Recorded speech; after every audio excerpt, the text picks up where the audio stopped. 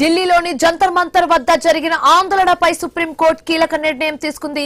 July 20న జరిగిన నిరసనలో పోలీసుల చర్యలపై విచారణకు 5 సభ్యులతో హై పవర్ కమిటీని ఏర్పాటు చేసింది. నిరసనకారులపై పోలీసులు తీసుకున్న చర్యలు, పెల్లెట్ గన్స్ వినియోగం, టియర్ గ్యాస్ ప్రయోగం వంటి అంశాలపై ఈ కమిటీ సమగ్రంగా దర్యాప్తు చేయనుంది.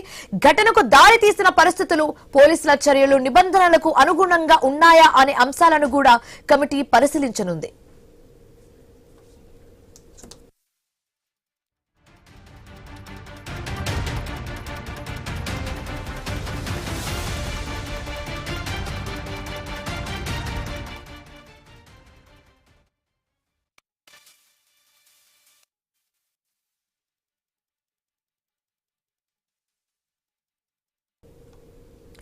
ఢిల్లీలోని జంతర్ మంతర్ వద్ద జరిగిన ఆందోళనపై సుప్రీంకోర్టు కీలక నిర్ణయం తీసుకుంది. జూలై 20న జరిగిన నిరసనలో పోలీసుల చర్యలపై విచారణకు 5 సభ్యులతో హై పవర్ కమిటీని ఏర్పాటు చేసింది.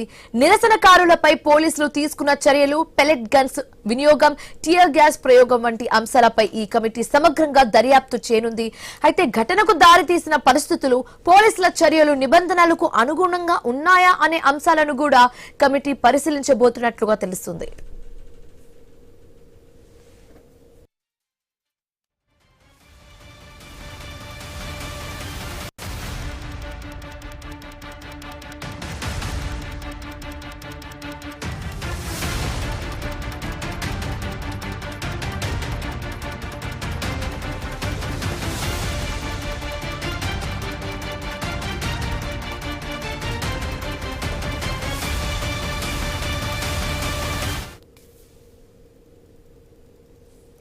ఢిల్లీలోని జంతర్ మంతర్ వద్ద జరిగిన ఆందోళనపై సుప్రీంకోర్టు కీలక నిర్ణయం తీసుకుంది.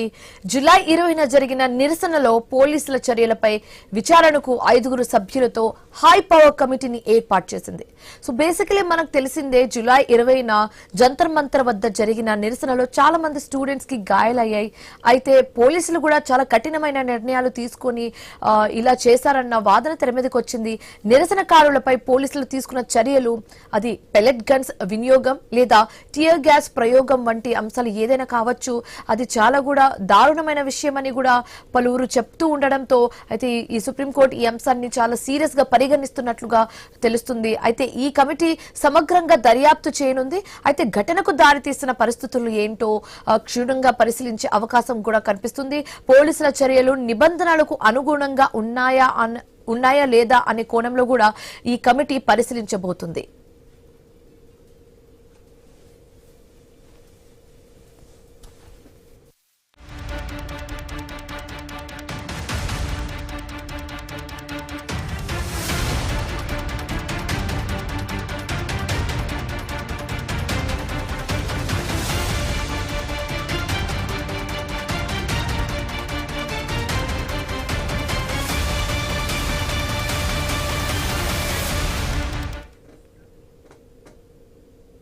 ఢిల్లీలోని జంతర్ మంతర్ వద్ద జరిగిన ఆందోళనపై సుప్రీంకోర్టు కీలక నిర్ణయం తీసుకుంది. ఈ నిర్ణయానికి సంబంధించి కంప్లీట్ డీటెయిల్స్ మా కరెస్పాండెంట్ సాగర్ అందిస్తారు.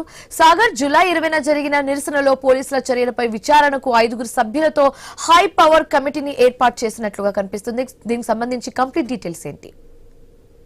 ఇటీవల నీట్ పేపర్ కి సంబంధించి లీకేజీలు అని చెప్పి కాక్రోచ్ జనతా పార్టీ ఆధ్వర్యంలో దేశంలోని పలు ప్రాంతాల నుంచి కూడా భారీగా దేశ రాజధాని ఢిల్లీలోని జంతర్ మంతర్ వద్ద ఓ పెద్ద ఉద్యమం జరిగింది. ఈ ఉద్యమానికి సంబంధించి అనేక పరిణామాలు, అనేక ఘటనలు కూడా చోటు చేసుకున్నాయి. ఈ ఘటనలో ప్రధానంగా కూడా ఏదైతే పార్లమెంట్ ముట్టడి, లేకంటే దేశ ప్రధాని ఇంటి ముట్టడి అనే ఒక కార్యక్రమం జరిగింది. ఈ కార్యక్రమంలో భారీ ఎత్తున పాల్గొన్న యువత నేడు కూడా పార్లమెంట్ ముట్టడికి, లేకంటే ప్రధాని ఇంటి ముట్టడికి ప్రయత్నం చేస్తున్న నేపథ్యంలో భారీ ఎత్తున కూడా యువత పాల్గొన్న ఈ కార్యక్రమంలో పోలీసులు కూడా అంటే వీరిని ఆపేందుకు, లేకుంటే వీరిని రిస్ట్రిక్ట్ చేసేందుకు కూడా కాస్త బలప్రయోగం అయితే చేశారు.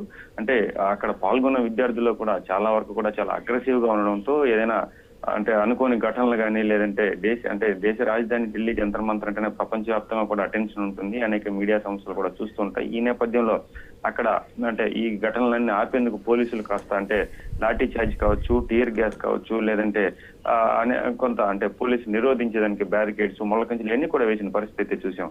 సో ఈ ఘటన నేపథ్యంలో అనేక మంది పోలీసులు కూడా అంటే ఇటు విద్యార్థులు కూడా నిరసన చేస్తున్న విద్యార్థులు కావచ్చు, విద్యార్థుల నేపథ్యంలో కొందరు అంటే విద్యార్థులు కాని వాళ్ళు కావచ్చు, సంఘాలు కావచ్చు, అనేక విధంగా పాల్గొన్న వాళ్ళు రాళ్ల దాడి చేశారు. ఈ రాళ్ల దాడిలో పోలీసులు కూడా తీవ్రంగా గాయపడ్డారు. పోలీసులు తమను ప్రొటెక్ట్ చేసుకునేందుకు విద్యార్థులపైన కూడా లాఠీ చార్జీ ఇలాంటి ఘటనలు కూడా చోటు చేసుకున్నాయి.